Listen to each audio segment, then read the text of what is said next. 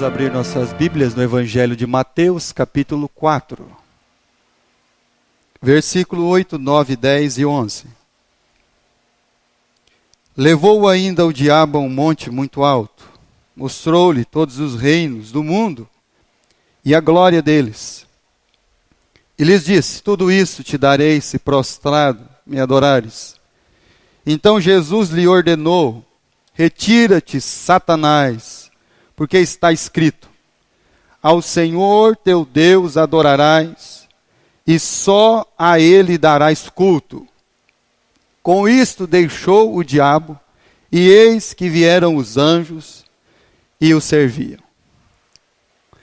Na tentação do deserto, Jesus então foi ao covil para ser tentado. A Bíblia diz que o Espírito Santo o impeliu para o deserto. E chegando o tentador, e já diante das tentações, Jesus foi tentado pelo diabo. Versículo 8. Levou ainda o diabo a um monte muito alto e mostrou-lhe todos os reinos do mundo e a glória deles. Jesus então é tentado por algo, meus irmãos, que é uma busca incessante. Não sei se por nós, não sei se por algum coração, alguma vida, pelos homens. Aquilo que foi oferecido para Jesus é alvo de busca incessante de vidas, de uma glória, de uma honra, de um status, de um aparecer e de tudo aquilo que possa gerar dentro de um coração. Quando você pensa, por exemplo, na queda do homem, o Caim, depois de matar seu irmão, ele saiu da presença de Deus, encontrou uma mulher, teve um filho, ponhou o nome de Enoque, e logo ele construiu uma cidade, e coloca o nome da cidade do seu filho. E aí, não muito distante, aparece um homem na Bíblia, no livro de Gênesis, chamado Nimrod, um homem que edifica Cala, Rezém, Nínive, um homem que está escravizando pessoas e almas para uma busca incessante da sua própria glória. Quando você passa o dilúvio e você tem a ordem de Deus a Noé e os seus filhos: multipliquem-se sobre a terra, espalhem sobre ela. E aí você vê o povo se juntando no vale de Sinear, e aí você vê aquela conclamação: vamos ficar aqui, vamos deixar um nome sobre esse mundo. E aquilo que eles intentaram fazer, a Torre de Babel, uma coisa que Deus nos ensina, é que todas as vezes que o homem não tiver nele o entendimento transformado, ele vai buscar sua própria glória, ele vai viver uma vida em busca disso, e a única coisa que ele vai angariar com isso é confusão, inquietação, insatisfação, infelicidade. Quando você olha os grandes impérios, os que surgiram, a Primeira Guerra Mundial, no capítulo 14, lá do livro de Gênesis, eles estão lutando por um domínio e um controle.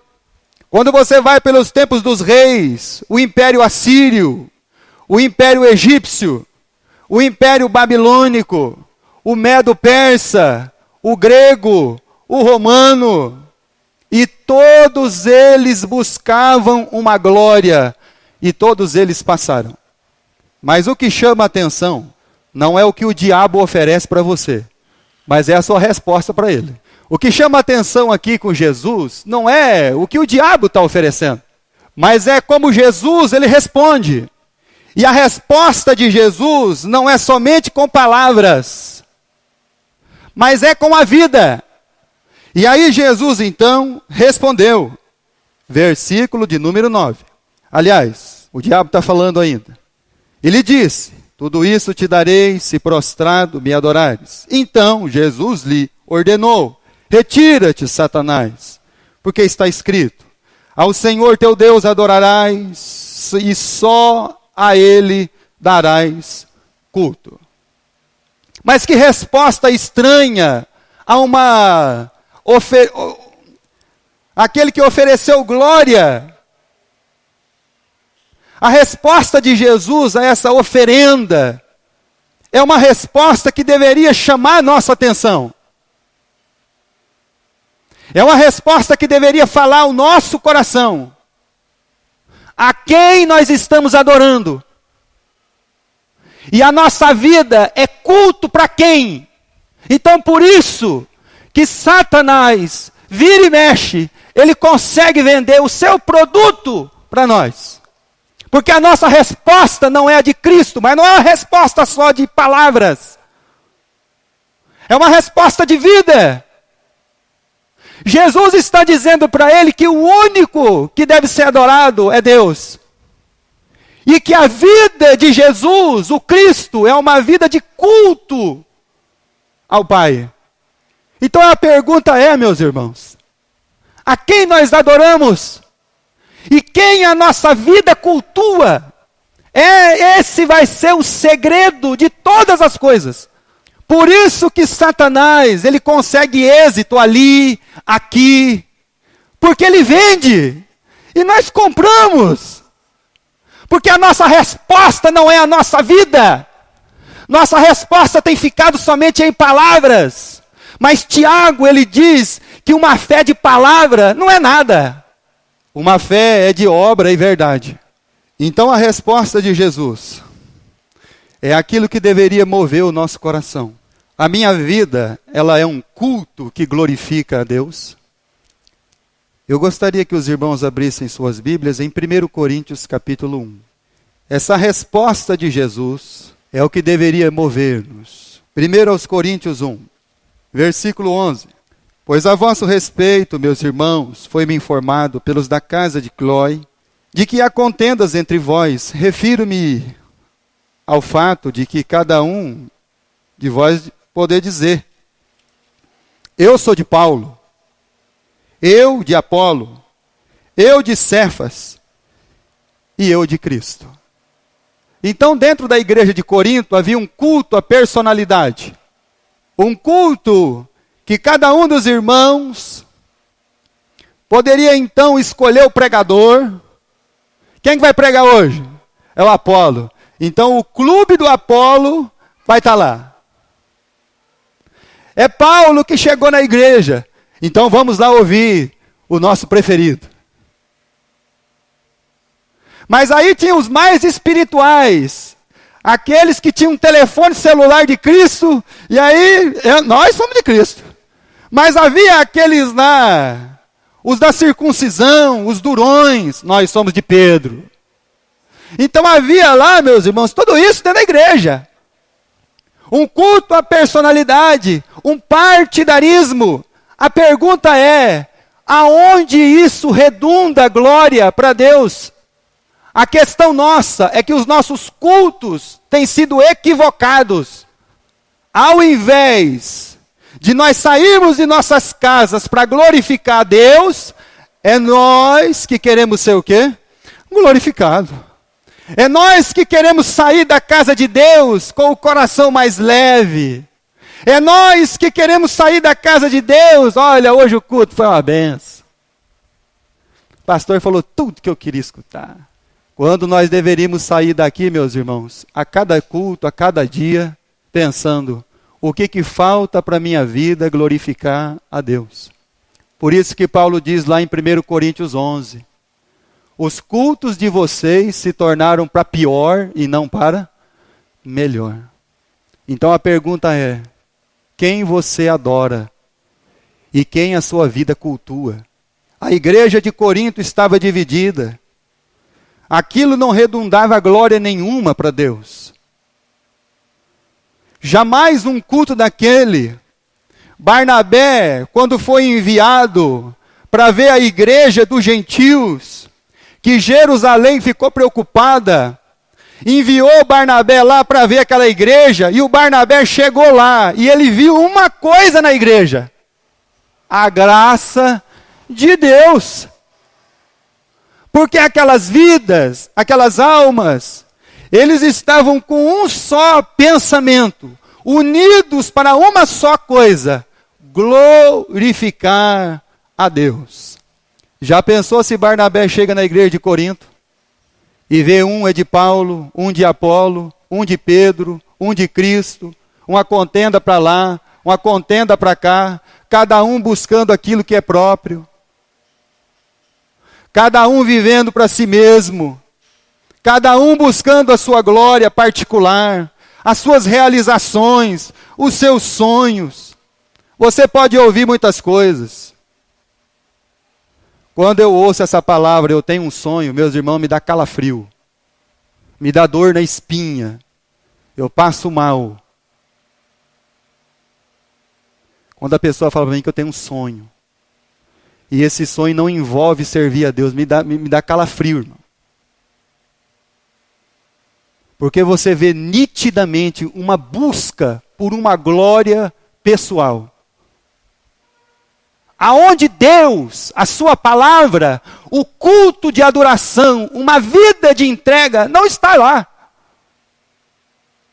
Porque aquele que deveria ser adorado e cultuado, não é.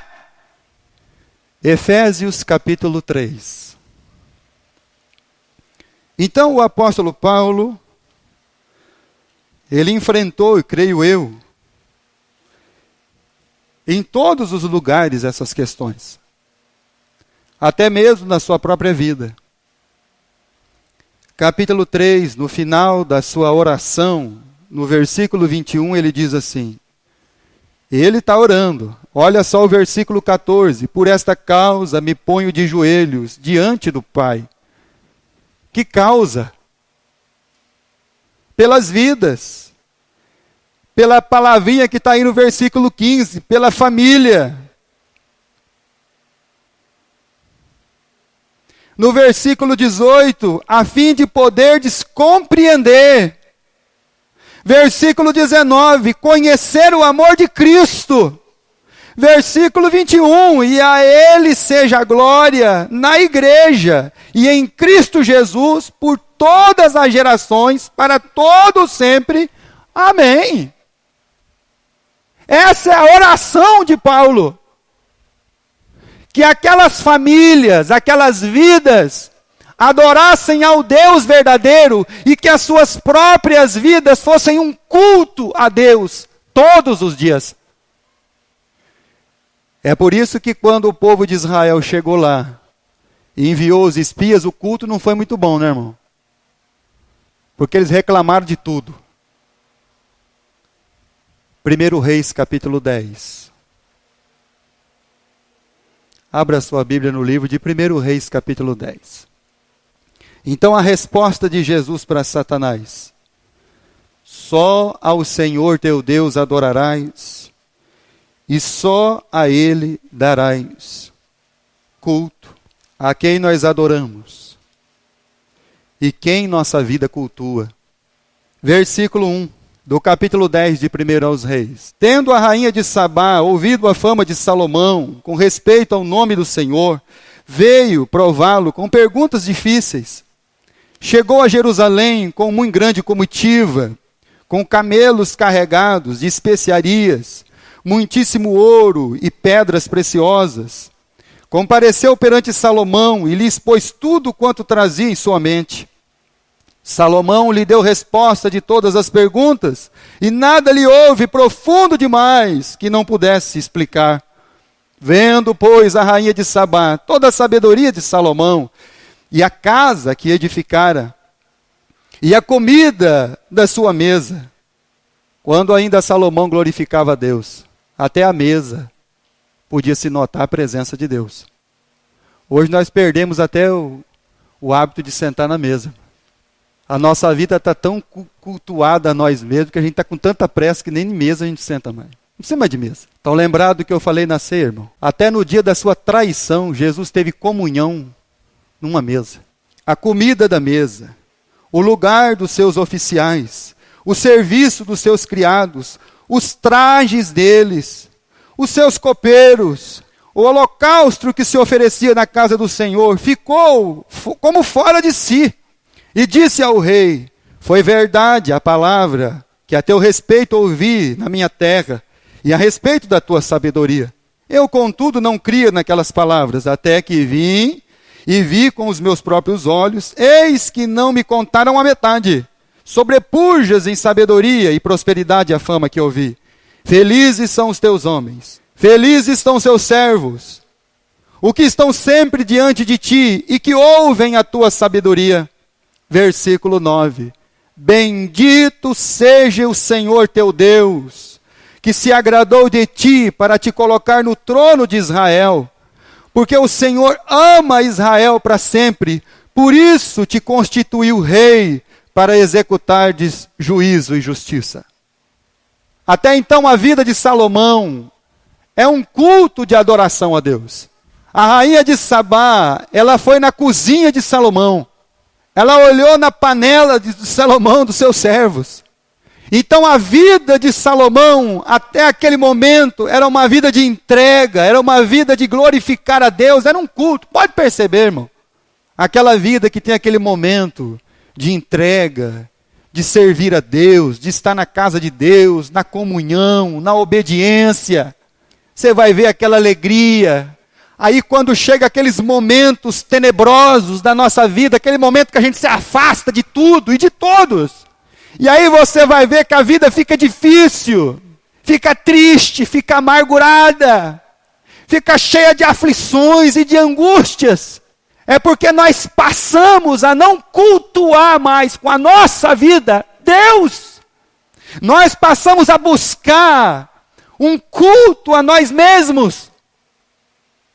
E aí você pode perceber, por favor, examine a sua vida. Jesus respondeu para o diabo: só a ele darás culto. Só tem um sentido, irmãos, é esse. Por isso que Paulo diz que nas coisas mais cotidianas, comer e beber, fazei para a glória de Deus, a glória de Deus. O problema é que nós estamos buscando a nossa glória, as nossas realizações, os nossos sonhos. Pode perceber que o seu sonho vai ficar amargo, porque Deus não faz parte dele, porque servir a Deus não está nele, porque amar a Deus não se encontra aí. Uma vida que cultua a Deus também não está aí. A rainha de Sabá ficou fora de si. Mas chegou um dia que isso mudou, irmãos. Capítulo 11 de 1 Reis. Ora, além da filha de Faraó, amou Salomão muitas mulheres estrangeiras, moabitas, amonitas, edomitas, sidônias e etéias, mulheres das nações, de que havia o Senhor dito aos filhos de Israel: não caseis com elas, nem se casem elas convosco, pois vos perverteriam o coração para seguirdes os seus deuses. E a estas se apegou Salomão pelo amor. Então nós somos traídos pelos nossos sentimentos. Nós somos traídos pelo engano do nosso coração. Por isso que muitas vezes nós vivemos um falso real. Ele é um falso real, porque ele faz parte da realidade, mas ele não exprime totalmente, plenamente a verdade. Então por isso que é um falso real. Então quando a minha vida não é um culto de adoração a Deus, eu estou vivendo um falso real. Eu estou cumprindo aquela palavra que Jesus ele diz: vocês estão com o meu nome na boca, mas longe verdadeiramente do seu coração. Versículo 9 do capítulo 11. Pelo que o Senhor se indignou contra Salomão, pois se desviara o seu coração do Senhor Deus de Israel, que 2 vezes lhe aparecera. Eclesiastes capítulo 2. E aí você vai ver então o próprio Salomão escrevendo. versículo 1 do capítulo 2 de Eclesiastes. Disse comigo, vamos, e eu te provarei com alegria, goza, pois a felicidade, mas também isso era vaidade. Do riso disse, é loucura, da alegria, de que serve? Resolvi no meu coração dar-me ao vinho, rendendo-me contudo pela sabedoria, regendo-me contudo pela sabedoria, ao ver que o melhor seria que fizessem os filhos dos homens debaixo do céu, durante os poucos dias da sua vida. Empreendi grandes obras. Eu vou edificar, vou construir muito. Tá bom, mas aonde isso aí dá glória para Deus? O Herodes construiu o templo.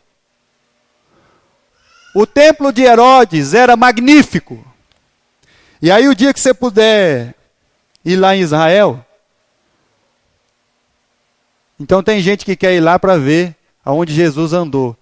Eu sou mais a favor que você ande como Jesus andou. Mas se você um dia tiver oportunidade de ir, vá. E aí você vai ter uma lição impressionante na sua vida. Você vai ver a Cafarnaum destruída. Você vai ver na cidade marítima lá o palácio de Herodes destruído. Você vai ver o templo de Salomão lá, aliás, o que Salomão construiu não, o que Herodes construiu destruído. Sabe o que você vai ver? Pedra. Você vai ficar diante do mar, em Jope, aonde um homem de Deus foi levado a um êxtase. E dentro desse êxtase, há uma grande contradição dentro dele. Se é senhor, não é não. E se é não, não é senhor. Porque quando o lençol desceu, não, senhor. Então tem um sofisma aí. Porque se é senhor, não tem a palavra não.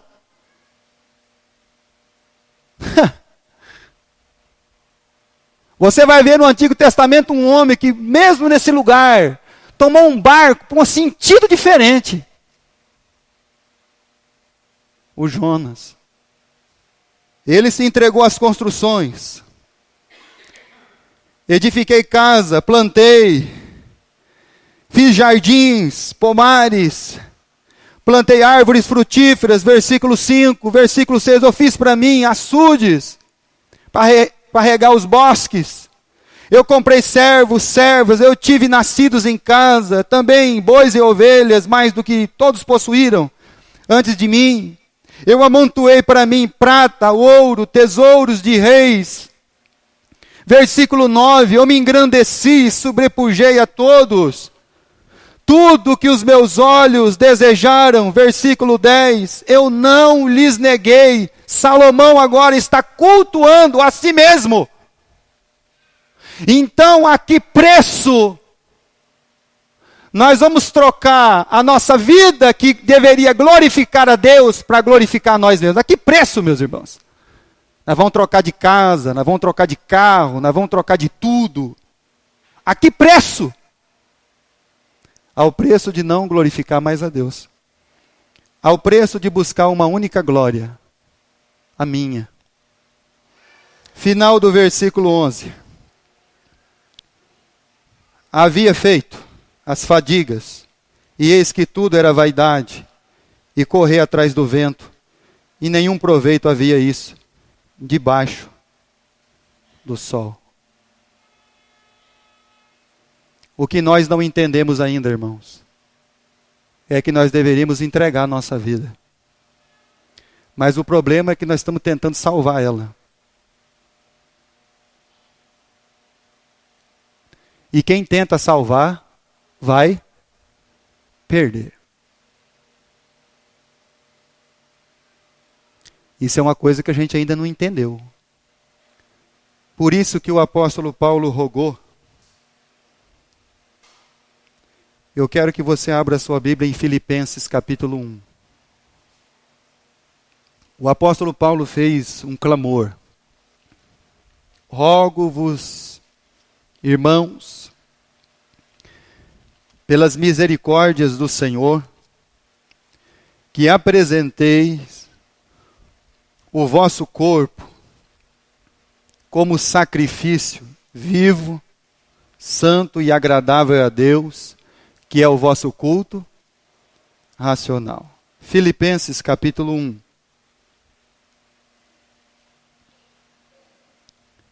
Versículo 19. Porque eu estou certo de que isto mesmo, pela vossa súplica, pela provisão do Espírito de Jesus Cristo, me redundará em libertação. Segundo a minha ardente expectativa e esperança, de que em nada serei envergonhado, antes com toda a ousadia, como sempre, e também agora, será Cristo glorificado no meu corpo, quer pela vida ou quer pela morte. Uma vida que glorifica a Deus. Por isso que Jesus responde para o diabo: só ao Senhor teu Deus adorarás, e só a Ele a sua vida tem que ser um culto. Do contrário, você vai ser a expressão de Filipenses 3, 19. O Deus deles é o ventre. E a única coisa que eles pensam são nas coisas da terra. Nós nunca vamos ser uma mulher samaritana, uma fonte, porque nós somos um ventre. E o ventre, ele está sempre o quê? Com fome, querendo. Uma fonte, ela está matando a sede. 1 Pedro capítulo 4, para nós encerrarmos. Uma vida que glorifica a Deus. Jesus, ele diz, olha, eu não vim para preservar a vida. Eu vim para entregar ela. 1 Pedro 4. E nós estamos tão preocupados em preservar a nossa vida, que nós queremos preservar até daqueles que dão trabalho. Versículo 7 de 1 Pedro 4. Ora, o fim de todas as coisas está próximo. Sede, portanto, criteriosos, sóbrios, a bem das vossas orações. Acima de tudo, porém, tende amor intenso uns para com os outros, porque o amor cobre multidão de pecado. Sede mutuamente hospitaleiros, sem murmuração. Servi uns aos outros, cada um conforme o dom que recebeu, como bons dispenseiros da multiforme graça de Deus. Se alguém fala, fale de acordo com os oráculos de Deus. Se alguém serve, faça-o da forma que Deus supre, para que em todas as coisas Deus seja glorificado.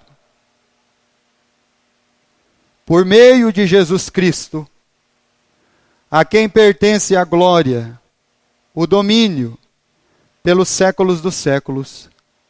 Amém. A quem nós adoramos e quem a nossa vida cultua. 2017 está aí, irmão. E talvez vai mudar só o ano, a data.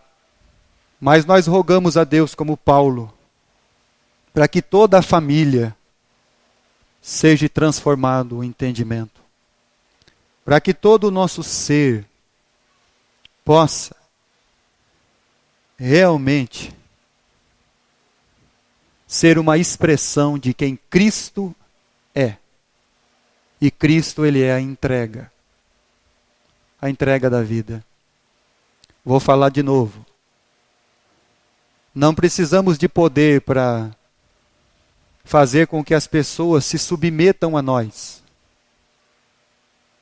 Nós precisamos de poder para nos submeter a ela. Se alguém pedir a capa, Se alguém quiser que você anda 1 milha, ora por aquele que não gosta de você, pede a Deus por ele. Está vendo, irmão? É uma entrega de vida. Por isso que os anjos serviam a Jesus.